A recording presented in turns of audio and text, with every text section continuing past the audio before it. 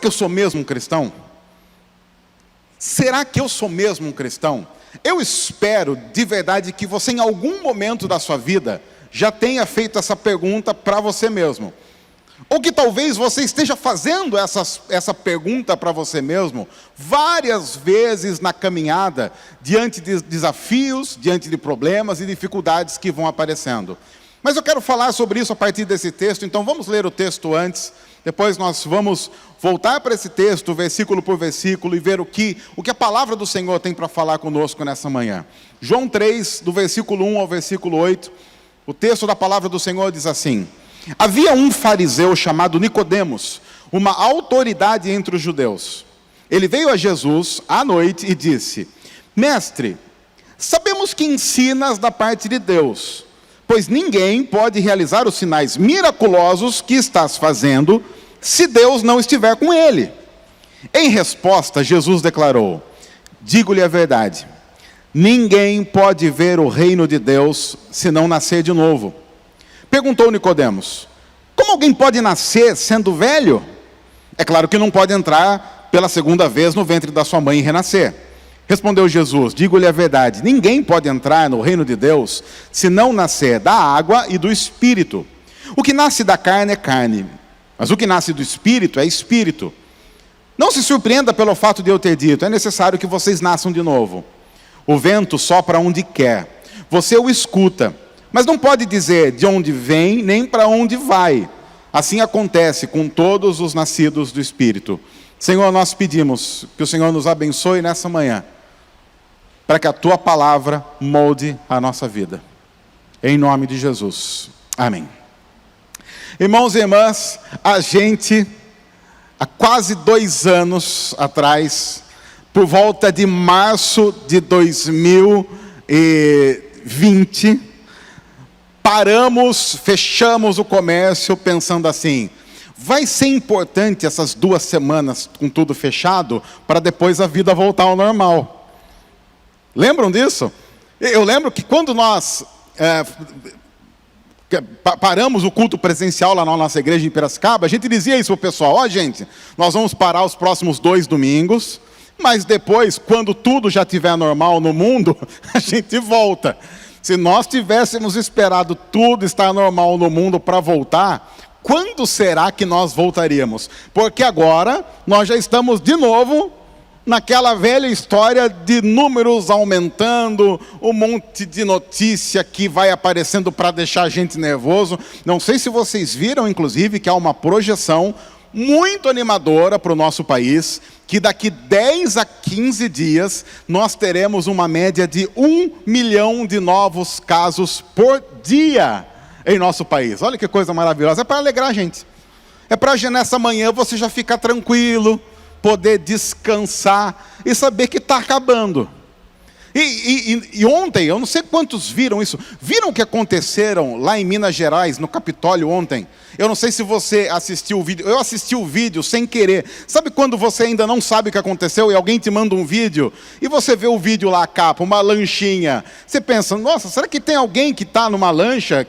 Aí você clica e vê aquela rocha caindo sobre é uma cena horrível. Eu contei para minha esposa, eu falei: aconteceu tal coisa, mandaram o vídeo, ela disse: eu não quero nem ver. Eu falei: não, mas não é para ver mesmo, é horrível. Pessoas que estavam ali desfrutando de um momento de tranquilidade em família, e uma rocha cai. Gente, que tempo difícil, que época complicada que nós estamos vivendo, sem contar todas as outras coisas. Qualquer pessoa que tem o mínimo de consciência das coisas como são e das coisas como deveriam ser, está preocupado, está com uma certa angústia no coração. O que o ser humano está fazendo? Nós, há poucos dias, estávamos naqueles momentos de Natal e Ano Novo em família. E às vezes, nós mesmos, olhando para os nossos familiares, nós pensamos: meu Deus do céu, o que está acontecendo? Onde é que esse mundo vai parar? Ontem, eu nem contei isso para o Renan, nós estávamos na praia com a família. E a minha filha, pela primeira vez, ela disse: ó, pai, pela primeira vez ao vivo, ela presenciou um beijo, como é que eu poderia dizer? Um beijo não heteronormativo, se é que vocês me entendem. Lá na praia, um casal ali se beijando mesmo.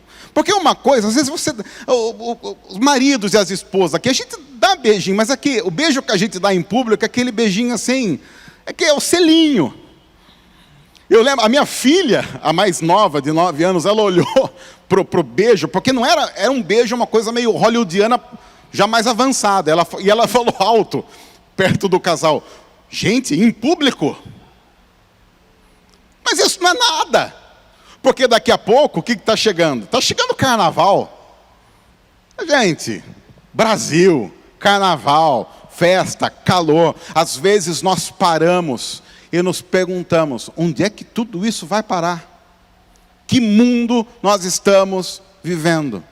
E se as coisas estão assim agora, você já parou para pensar como as coisas estarão daqui 20 anos? E 20 anos, o pessoal mais velho como eu sabe, 20 anos passa muito, muito rápido. E com o processo de transformação e de mudança na velocidade em que estão, imaginem, quais são as coisas que veremos e presenciaremos em 2042? Eu espero, no entanto, que cada vez mais a nossa expressão diante de tudo isso seja Maranata, que o Senhor Jesus volte. Eu estou dizendo tudo isso porque nós temos a tendência de olhar para isso tudo indignados, achando que a culpa sempre é deles. Mas quer ver só? Se eu e você não tivéssemos pecado, teria pandemia? Vamos imaginar que o ser humano nunca pecou. O ser humano nunca comeu da árvore do conhecimento do bem e do mal. Vamos imaginar que isso nunca tivesse acontecido. Tinha pandemia? Não tinha pandemia. Tinha rocha caindo sobre embarcação? A natureza em rebelião? Não tinha.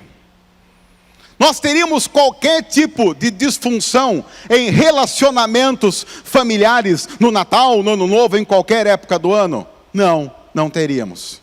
Então, antes de nós olharmos para tudo isso que está acontecendo como culpa dos outros, nós precisamos simplesmente olhar para o nosso coração e dizer, Senhor, tem misericórdia de nós que somos pecadores, assim como Jesus disse que um dia alguém estava orando no templo e voltou para casa justificado por ter esse reconhecimento de si mesmo. Enquanto havia alguém do lado dele que orava dizendo, Senhor, eu agradeço porque eu não sou igual esse pessoal aí, que está na praia em João Pessoa, dando uns beijos aí que não deveria, talvez, estar dando. Entende o que eu estou querendo dizer? O que eu estou querendo dizer é que nós precisamos, como cristãos e cristãs que somos, em primeiro lugar e nos primeiros passos da nossa caminhada, tomar a consciência de que a primeira coisa que nós precisamos fazer, como medida séria para a transformação do mundo, é a transformação do mundo do nosso coração. Da nossa casa, da nossa alma, do nosso peito. Porque nós temos problemas, vamos ser sinceros, nós temos problemas sérios para resolver em nós mesmos. Eu estou dizendo tudo isso porque temos essa pergunta, será que eu sou mesmo um cristão? E hoje nós vamos falar sobre algo que pode parecer muito, mas muito elementar, no seio da igreja, que é o novo nascimento. E aí nós talvez caiamos no risco de imaginar que pelo simples fato de estarmos sentados na cadeira de uma igreja, num determinado templo, na cidade de João Pessoa, no dia 9 de janeiro, pelo simples fato de estarmos aqui sentados, ouvindo ou falando, pressupõe automaticamente que somos pessoas que nasceram de novo, porque como nós ouvimos aqui, preencheram uma ficha no hall de membros da igreja. Eu mesmo corro e sempre corri muito desse risco, porque eu sou a 5ª geração de presbiterianos na minha família. Ó que pedigree maravilhoso. 5ª geração. Sabe o famoso Zé Manuel da Conceição?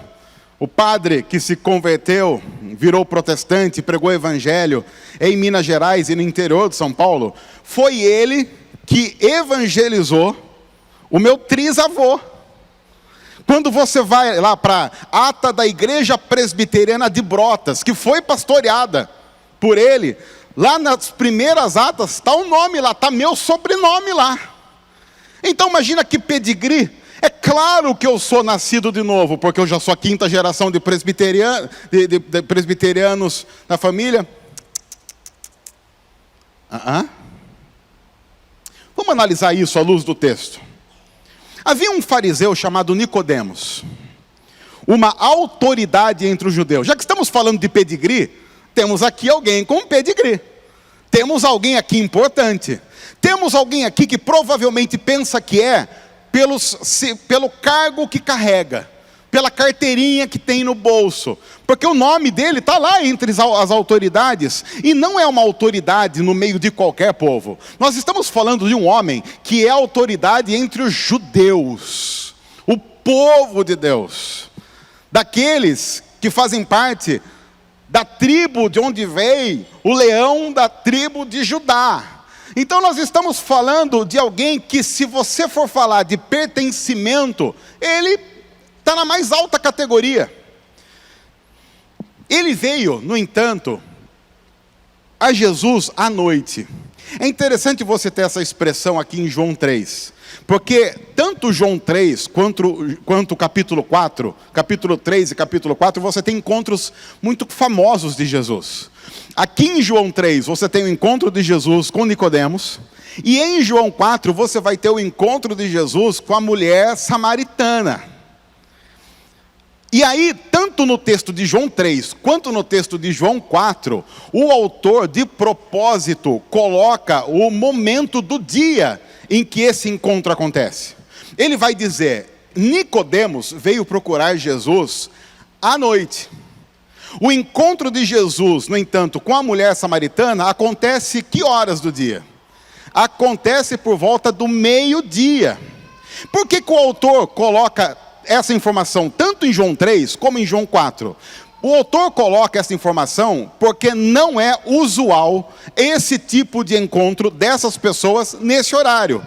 Primeiro, porque você não procuraria alguém para uma conversa, para tirar dúvidas à noite. Pelo menos não na cultura desse tempo de Jesus.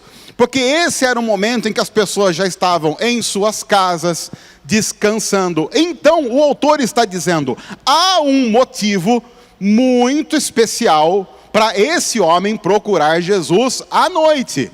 Da mesma forma que aquela mulher samaritana foi buscar água no poço de Jacó por volta do meio-dia. Também havia um motivo, e depois o texto de João 4 explica qual o motivo.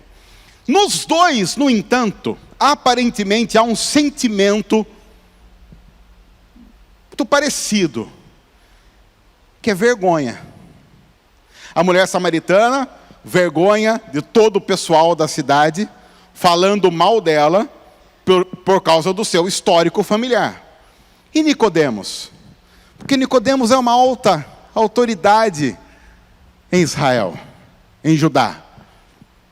E aí ele vai até Jesus, e Jesus não é muito bem visto entre as autoridades de Judá.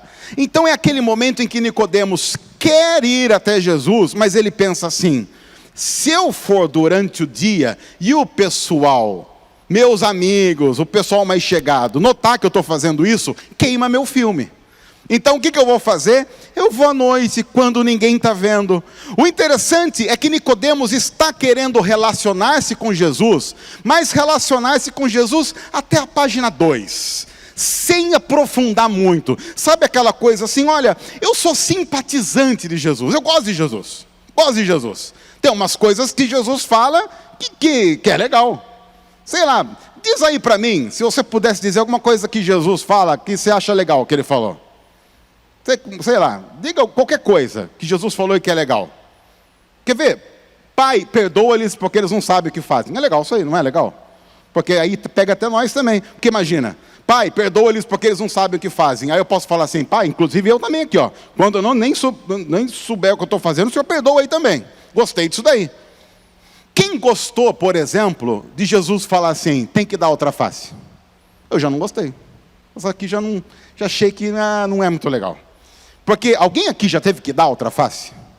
Se há uma coisa que dá outra face não é gostoso. Ninguém, depois de dar outra face, vai falar assim, ai que delícia, olha. Por exemplo, um outro exemplo.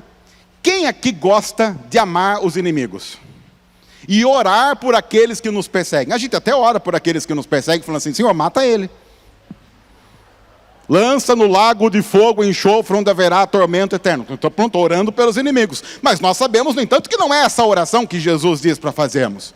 Mas quando nós entramos nesse lado da nossa espiritualidade, nós estamos entrando justamente na espiritualidade de Nicodemos, que gosta de Jesus, mas não quer um envolvimento profundo de Jesus, a ponto de que as pessoas vejam que ele está se relacionando com Jesus. É uma coisa tão íntima, tão íntima, tão íntima, que ninguém vê, ninguém percebe e ninguém sabe. É óbvio que diante de um relacionamento assim com Jesus, ninguém pode dizer que nós estamos diante de uma pessoa que passou pelo novo nascimento. Ele gosta de Jesus, mas não a ponto de comprometer a própria vida. Eu gosto de Jesus desde que ele não se intrometa com quem eu sou. Quem nunca ouviu? Olha, eu sou crente, mas eu tenho o meu gênio. Eu quero dizer uma coisa para vocês, irmãos e irmãs, com muito amor e carinho, como pastor. Eu tenho vontade de matar quando alguém fala isso. Uma outra coisa que deixa pastores indignados, eu espero que isso não aconteça aqui em João Pessoa, mas há alguns outros lugares desse país que isso acontece. O irmão da igreja, a irmã da igreja, tem os Instagram da vida, os Facebook, pode ter, não tem problema, pode ter, não é pecado ter. Mas colocar na sua rede social que você é do que é, porque você tem um ascendente em Áries, aí é pecado. E tem uns crentes que colocam, pisciano. Que isso, gente? Que é isso? Pisciano para a glória de Deus. O que é isso? Eles querem, Renan, que a gente infarte. Depois a gente infarta, o pessoal vai falar assim: mas também, ó, Marquito, gordo do jeito que era. Não é gordura, é tensão. Mas tem gente que vive essa espiritualidade de Nicodemos. Eu quero Jesus no que Jesus concorda comigo. Eu não quero concordar com Jesus. Porque se eu concordar com Jesus, vamos ser sinceros, muda tudo. E eu não sei se eu quero mudar tudo, porque há alguns pecados muito confortáveis. Há alguns pecados de estimação. Há alguns pecados que a gente comete porque gosta. Aí, veja o que Nicodemos vai dizer. Mestre, ele vem com firula, com enrolação. Mestre, sabemos que ensinas da parte de Deus. Sabe por quê? Porque ninguém pode realizar os sinais miraculosos que estás fazendo se Deus não estiver com ele. Talvez Nicodemos seja alguém que ache que Jesus é uma boa opção diante de outras opções. No entanto, o próprio texto de João, quando você vai para o capítulo 1, 2 capítulos antes desse texto, você vê o autor dizendo assim: não, nós estamos diante de alguém que não é verdade que apenas Deus está com ele. Deus está com ele. Mas ao mesmo tempo que Deus está com ele, ele é o próprio Deus. Você vê isso no primeiro capítulo de João. O verbo se fez carne e habitou entre nós, e vimos a sua glória, a glória como do unigênito vindo do Pai. Ou como começa o capítulo: no princípio era o verbo estava com Deus, e o verbo era Deus. Ele estava no princípio com Deus. Todas as coisas foram feitas por intermédio dele. Sem ele, nada do que existe viria a existir. Só que Nicodemos não quer chegar nesse ponto em que ele tem que reconhecer e render-se à magnitude desse homem que está diante dele, porque ele sabe: se eu nasço de novo, muda tudo. E aí talvez esse seja o momento de nós analisarmos a nossa própria vida e pensarmos: mas espera aí, eu falo de novo nascimento, mas eu não sei se todas as coisas são novas na minha vida. Mas o texto continua.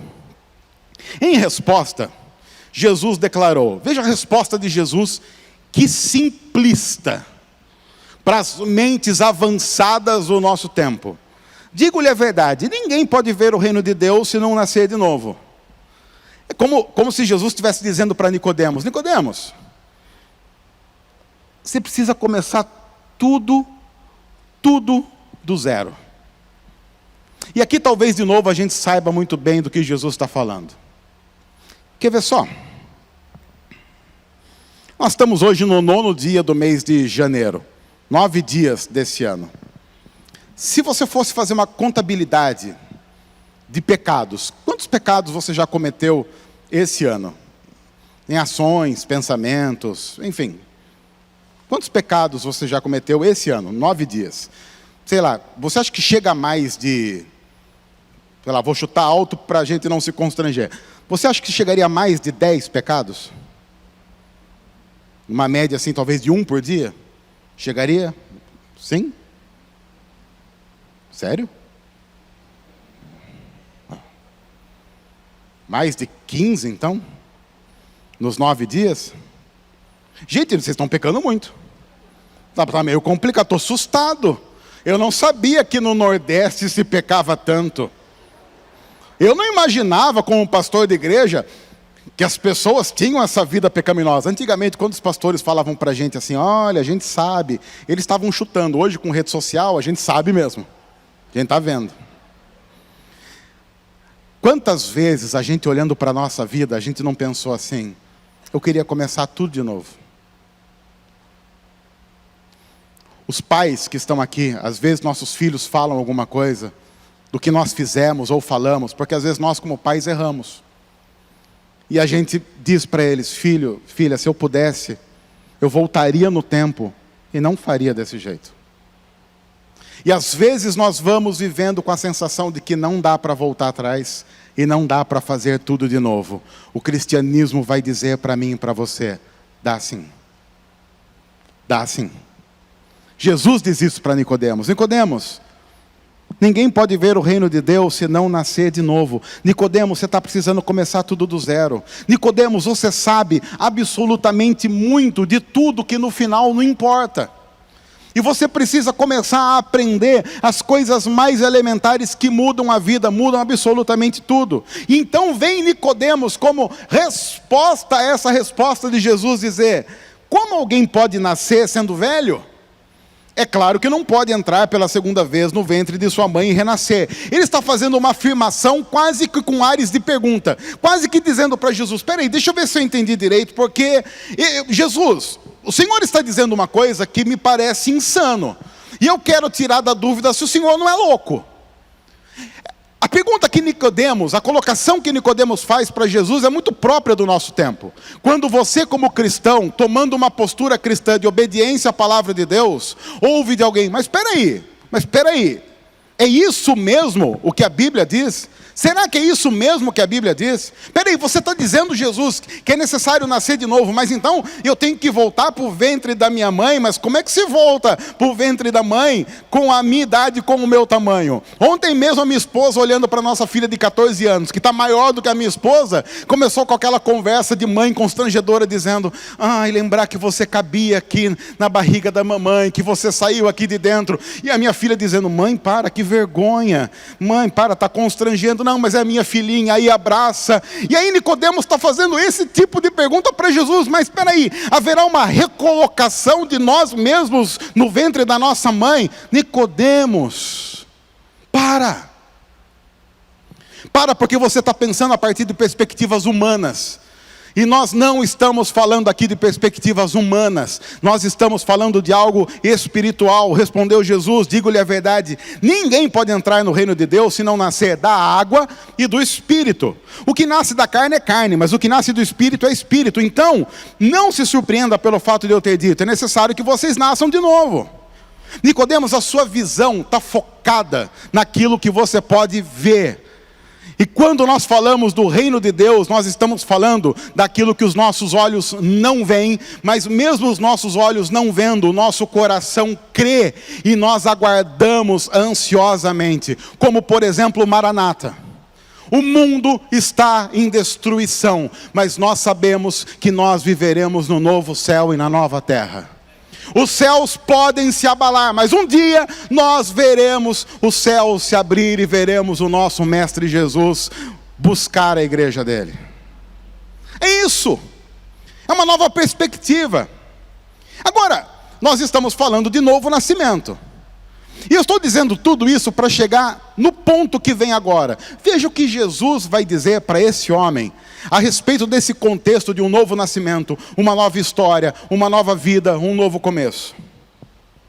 Nicodemos, o vento sopra onde quer.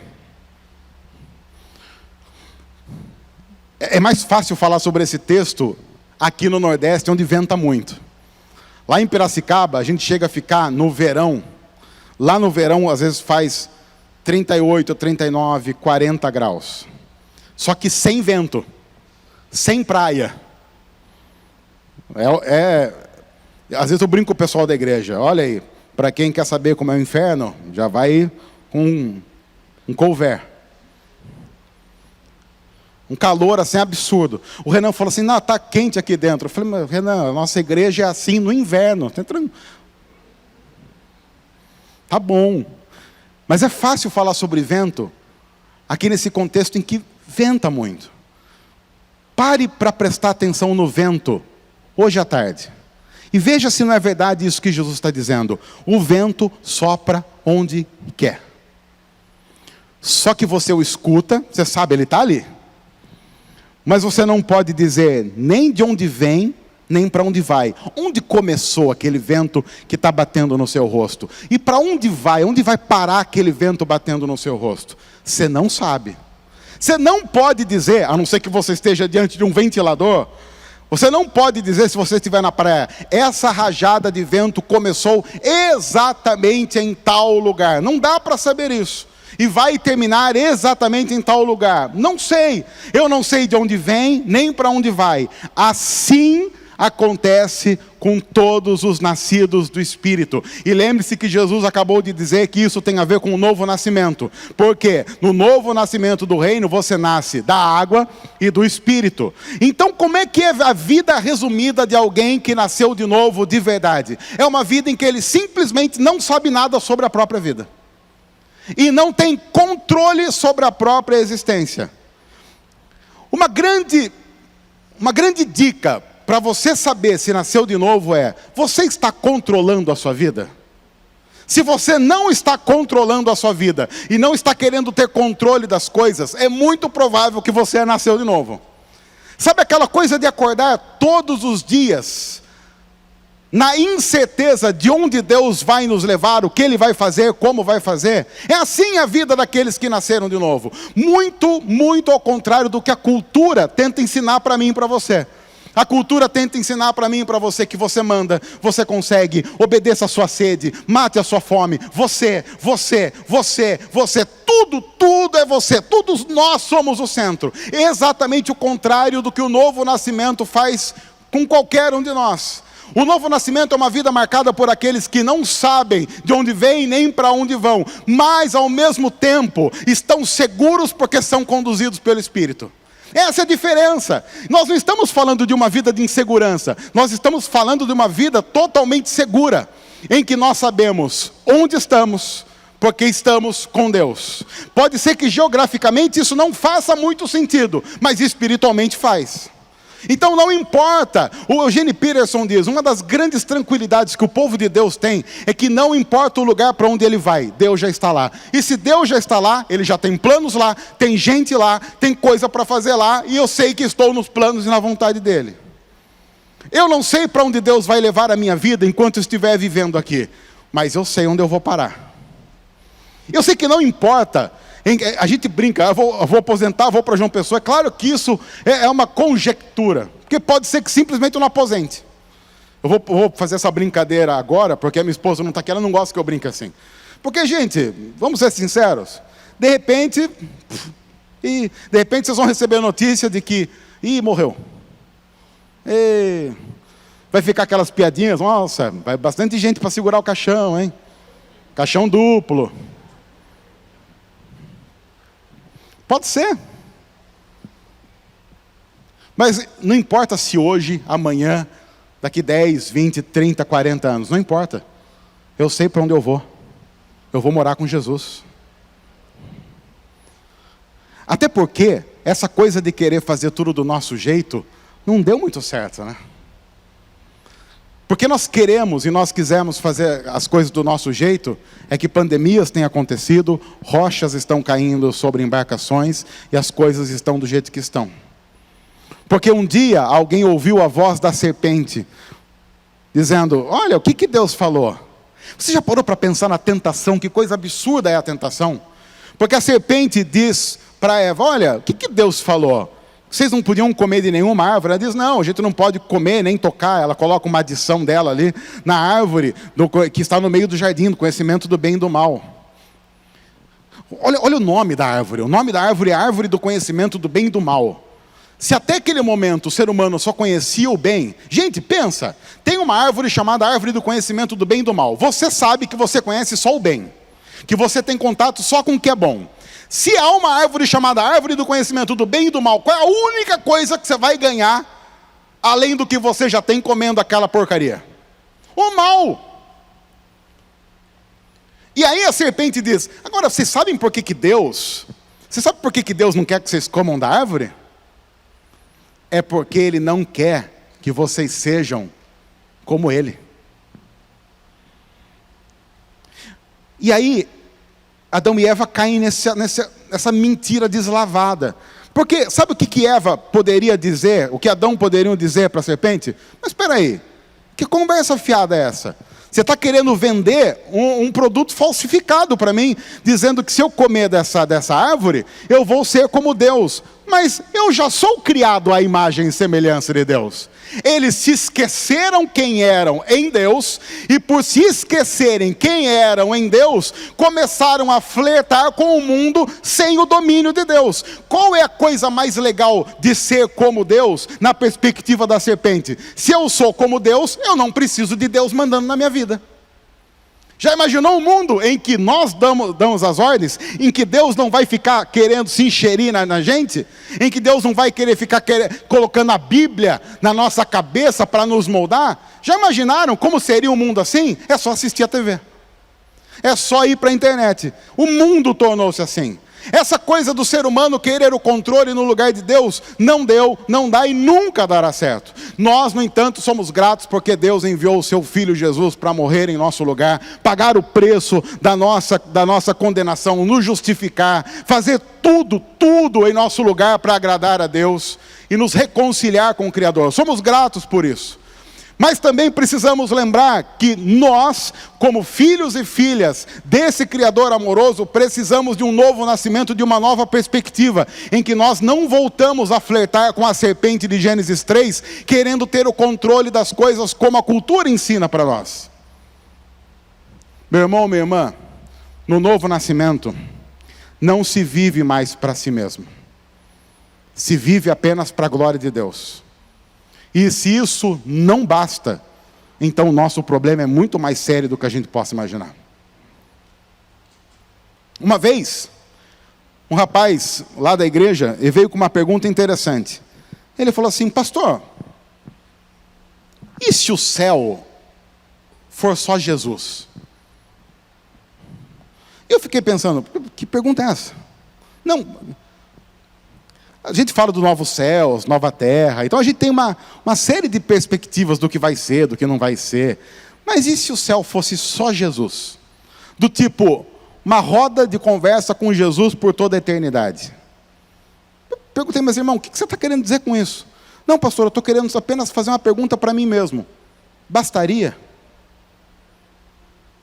Eu me alegraria com o céu, se o céu fosse só Jesus? Ou eu estou usando Jesus para conseguir as outras coisas que eu quero de verdade? Será que no novo céu e na nova terra, eu quero uma praia restaurada, um Capitólio restaurado em que as rochas não caiam, ou quero a perspectiva de estar com Jesus? Para sempre. O novo nascimento responde essa pergunta. Porque o nascido de novo, não serve a Deus pelas coisas que Deus pode vir a nos dar, mas pelo próprio Deus amoroso que Ele é. E que nos dá as coisas boas, mas o processo, a ordem do processo para nós importa. Então, no novo nascimento, para analisarmos se nós somos ou não somos nascidos de novo, nós precisamos nos fazer essa pergunta. Nós vivemos para a glória de Deus, ou ainda vivemos um pouco para nós mesmos? No novo nascimento, a nossa vontade não é definitiva, pois é a vontade de Deus que permanece para sempre. É por isso que, diante do profundo desejo de pecar, a gente abre mão desse desejo para obedecer à vontade do Senhor, dizendo, confiamos no Senhor. E que o Senhor vai saciar todos os nossos desejos. No novo nascimento, os nossos desejos não são mais nossos, mas passamos a viver para aprender a desejar o que Deus quer. E isso é um aprendizado doloroso, porque é muito difícil para nós, humanos, do jeito que nós somos, conseguirmos desejar o que Deus quer. E em último lugar, no novo nascimento, a cultura que nos define é a cultura do reino de Deus. Mesmo quando a cultura do reino de Deus seja a coisa mais insana do mundo.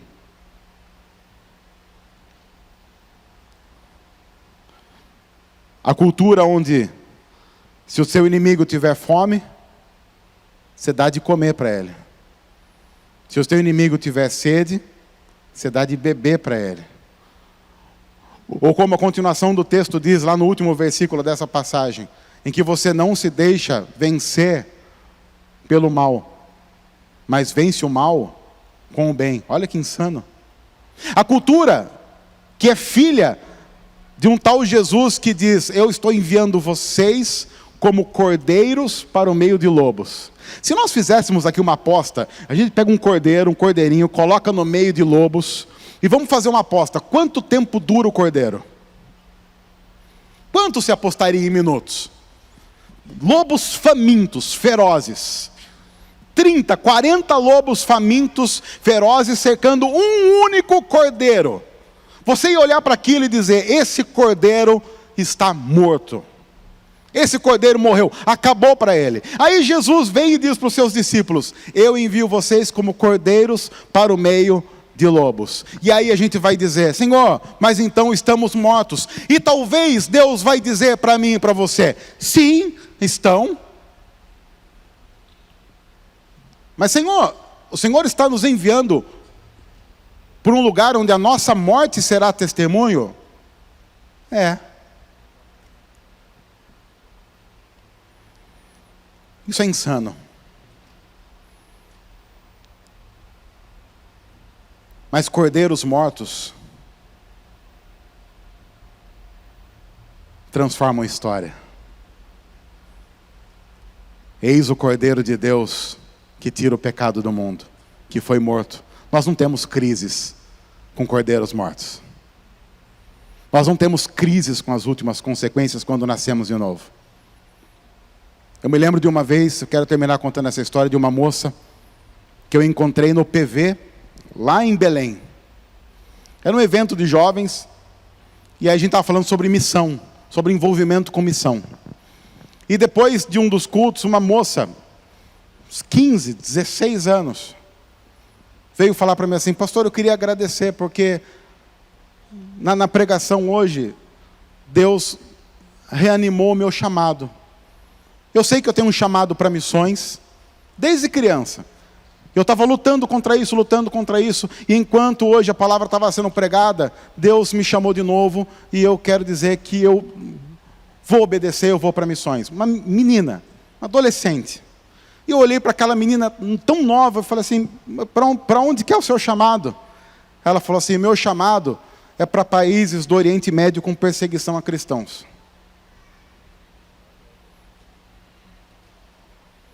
Eu quase disse para ela, minha filha, não vá. Sabe por quê? Eu tenho filha.